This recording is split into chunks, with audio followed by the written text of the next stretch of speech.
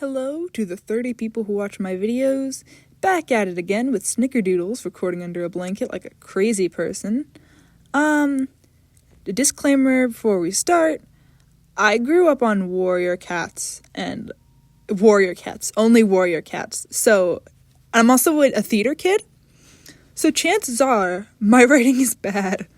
Also, whenever I read book stuff out loud, I tend to stutter sometimes, and I try not to do that or to edit it out when I do, but keep that in mind. Like, I'm sorry, man, but I'm not very good at all this. Also, if you hear random notification noises in the background, that's because what did you expect? I'm recording under my blanket. This isn't gonna be professional quality. But anyways, on to the reading.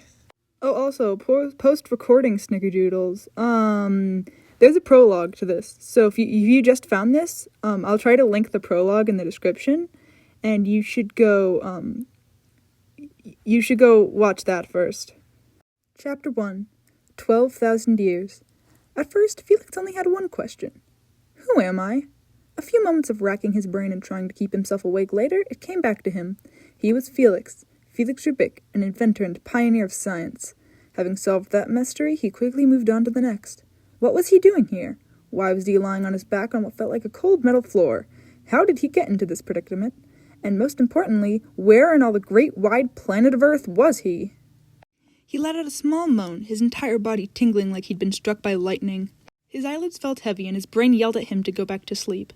In fact, he could barely remember falling asleep in the first place.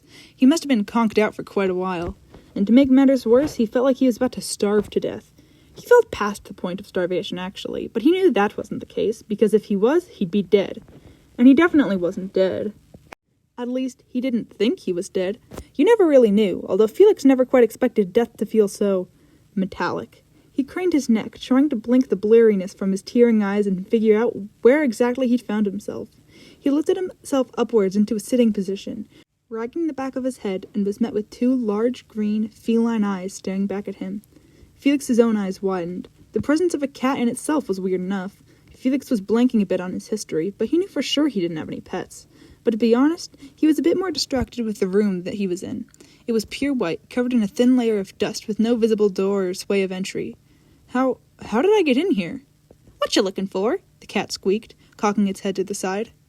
Felix flinched. His gaze slowly turned back to the very amused-looking cat, who now was grinning from ear to ear. It snarked. Pfft, you should see your face, she giggled, amusement sparkling in her eyes. Felix didn't respond at first. He was having a bit of trouble comprehending that this creature had just uttered human words in communication with him.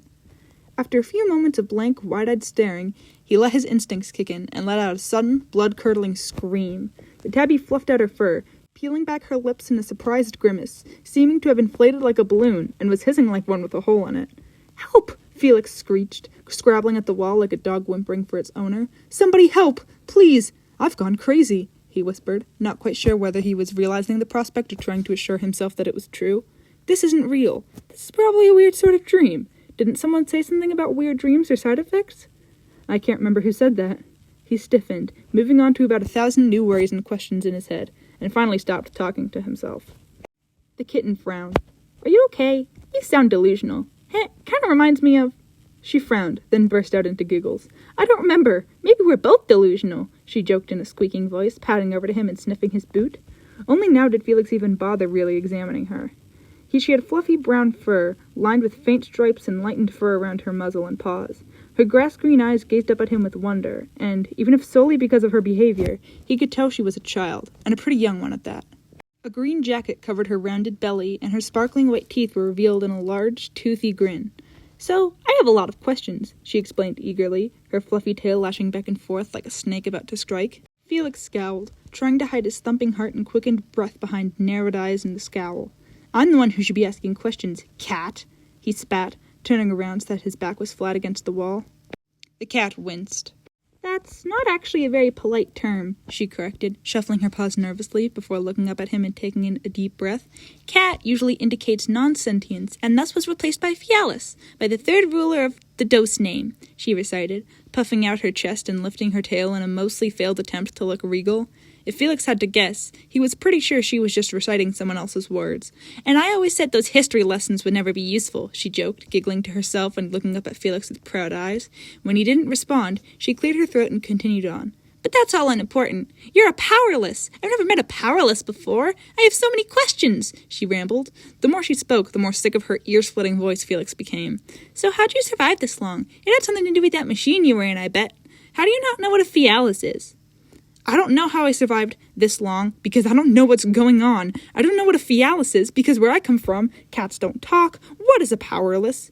"Doy, you're a powerless, you dummy. The realm with weird ears who are powerless," she explained, emphasizing her words like she was explaining to a child, which, in Felix's eyes, was quite ironic. "They were thought to have gone extinct thousands of years ago, but you're alive!" She bounced a bit, seeming to do a little happy dance of excitement. Felix's brow furrowed in confusion. "Thousands of years?" His heart dropped. "What? That means... What year is it?" 145-23. Why?" Silence fell upon them for a few moments. That was what broke him. Felix fell to his knees, scraping them as he did, burying his face in his hands as tears dripped down his cheeks. He never had much dignity to begin with, but any last trace of it was gone by now. "This isn't possible. That isn't possible. Humans can't live for that long, and I don't remember anything. How much has changed?" 3 months. Those 2 words rattled his brain like thunder. He wasn't sure what happened or why he'd been asleep, but it had only been supposed to be 3 months. The kitten glanced warily up at him, her paw steps towards him careful and hesitant. She stopped at his feet, unmoving for a second, before pressing her cheek up against it in an attempt at comfort. "It's okay. You're safe here." "For now," she trailed off. "But I don't know if Dos will have any use for you, and his prisoners tend to disappear if he doesn't have a use for them." Felix didn't quite process her words. Prisoner, he thought numbly, repeating the word in his head a few times. He was 12,000 years in the future, with a talking cat, now prisoner, who would probably be killed because even in this world he was useless. Completely and utterly worthless. As always. He blinked away his tears and took in a lungful of air, trying to remain calm. But Felix was not the best at remaining calm. "What do I do?" he screeched at the wall, before suddenly thrusting himself into it in a futile attempt to do something, anything. The prison didn't have any doors or anything in it, really, aside from himself and the cat. "I'm imagining this," he consoled himself, his voice cracking as he spoke. "I'm imagining all of this." "Nope, sorry." The cat licked the back of her paw and drew it over her head before looking back up at him. Felix collapsed against the wall, hugging his knees to his chest. "What's your name?" he choked out finally, his nails digging into his skin. "My name is Bramble," the cat squeaked, puffing out her chest proudly. "Loyal subject of Dos and his dragons." "Dos?" Felix raised his eyebrows slightly. Bramble let out a gasp. "You don't know who His Splendor and Majesty is? He's the great, mighty ruler of the dragons, and one day, king of all the realms." He spoke of the man who would most likely demand the execution of Felix like a hero, a savior. It was uncomfortable, to say the least, but at the same time, hearing her ramble on and on was distracting, at least. He wondered if that's why she was called Bramble. He sniggered at his own joke. "How did you get in here, Bramble? His eyes widened. "Do you think you could get me out of here?" He straightened up and stared down at the cat, hope flaring up in him, but it quickly dwindled as Bramble winced and stared down at her paws. I'm not even supposed to be here." She stepped back, casting furtive glances towards a certain spot on the wall. Through his now slightly crooked and cracked glasses, Felix could just glimpse the faint outline of a door in the wall. He glanced back at his strange little visitor, who was going on and on about his splendor and majesty, and how he'd saved someone from something or other. Felix took a deep breath, got up, and launched himself at the door. While the fact that he hadn't eaten in 12,000 years didn't help, Felix was generally a scrawny person. Despite this, he mustered up all of his strength in an attempt to ram down the door. The end result was a splitting headache and an unopened door. The Fialis crept warily forward, her eyes wide and fur prickling. The man ignored her and collapsed against the wall in defeat, gazing blankly at the wall across from him. "I'm in the middle of nowhere, with no one who will even recognize my name, with a talking cat who may or may not even exist," he moaned, burying his face in his palms. Bramble seemed indignant at this, as she plopped down on the ground in front of him, crossing her arms like a little person and glaring up at him. "I'm not imaginary, and stop being so grumpy. I imagined powerlesses to be nice and friendly, and maybe cuddly, and maybe furry," she mused, staring off into space. "Well, golly, I'm sorry that I'm in a prison 12,000 years in the future, awaiting an either very untimely or very late death. I have a right to be a bit pessimistic." "Hey, don't be pessimistic. I don't know what that is, but it sounds bad, she scolded, batting his boot with a fluffy paw. Felix couldn't help but smile at how bossy a creature roughly 10 times smaller than him was being. Please, I'll do anything, he pleaded, widening his eyes, his gaze pouring into her. Nobody has to know you did it. Please, I can't die here. He trailed off. Bramble stared pityingly at him, hesitant, before jamming a paw into a leather satchel dangling from her neck, digging her claws around for something inside of it before pulling out a large purple bracelet. It had the same texture and look as a cat collar, but was much too small to fit around anything's neck. She clutched it in her jaw, glanced around, and jumped through the door like it was nothing. Felix blinked, then stared blankly at the door for a few moments, abandoning any hope of escape. Tears welled up in his eyes. He wouldn't cry. Not again. He wasn't a child. He was too old for that. He wouldn't... The door suddenly swung open, hitting the wall with a deafening boom. The little brown kitten stood there, chest puffed out and tail lashing back and forth like reeds in the wind. She motioned him forward with a paw. Felix rushed forward, shooting her a grateful smile. The cat grinned back. She pushed a red button on the bracelet with a claw, and a faint humming noise filled the air. Felix could suddenly feel something pulling him forward to a spot in the air that was swirling with a faint blue color. Bramble jerked her head towards it, seemingly motioning for him to step into it. He stared at her with wide eyes, limbs frozen like a statue. "What is that?" he cried, terror flooding through him like a lightning bolt. "It's a portal, duh." Bramble rolled her eyes. He didn't respond, still staring numbly at her. The kitten sighed, trotted behind him, and crouched down. Then, with a faint grunt, she launched herself into his back. Felix toppled forward with a screech, half surprised, half pained by the feeling of her claws digging into his back. He face-planted into the dirt, his eyes stinging with the sensation of little grains getting into his eyes. Wait, dirt? He lifted himself up and looked around. He was standing in a grassy field, right beside a crisscrossing silver fence that was at least twice his height. Bramble trotted behind him, shoving the bracelet back into her pouch. Ta-da! Now all we have to do is get over the fence and we're home free! Wait, we? Felix stiffened. No, you have to stay here. Bramble seemed very energetic, judging by the way she bounced on her paws and talked faster than a speeding train. How would he keep her out of trouble when he had zero knowledge of this place? And her voice was so squeaky, like an agonized rubber duck. Well, she does have knowledge of this world, he pointed out, before realizing that none of that really mattered, because no matter what his reason was, bringing her along would be kidnapping a child. Or a cat? He wasn't sure what to classify her as.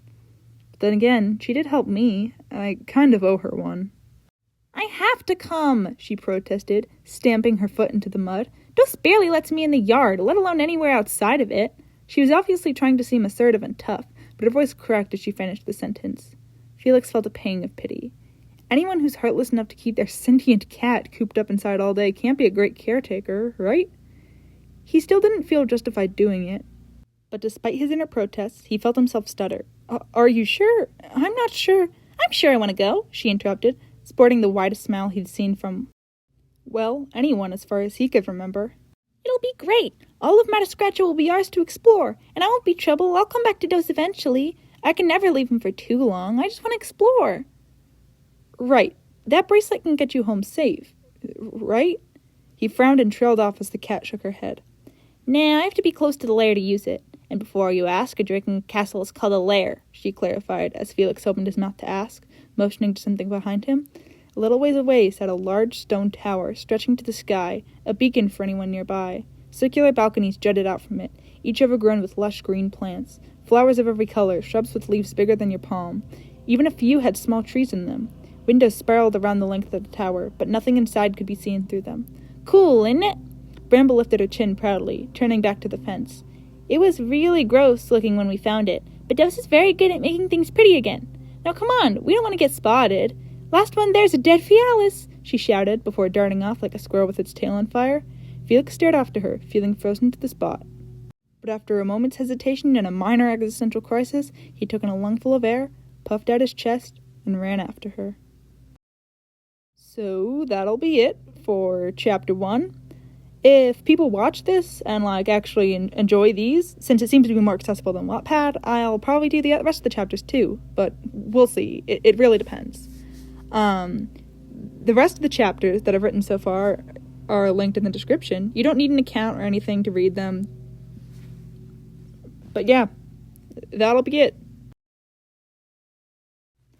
Of course, the Speedpaint is still going, though, 'cause CapCut, nope. It's nobody's fault but my own for either taking too long to draw or taking too long or too short to read. I don't know. Let's let it go, though. I'll just ramble, as always. Look at me, fail the shade. Aw, poor me. I redo that thing on the fingers later, I think. Yeah, I redo all this that I'm doing right now. I get rid of it. Yup. And shading. Very fun, but also very not. Almost there. I don't know what I'm doing anymore. Why am I doing this? Why don't I just, skip to the end? Because we're so close. Look, the whiskers. So close. So close. So close to being done. So close. So close. So close. There. It's done. Look, isn't it beautiful? Anyways, go read Hidden Beneath.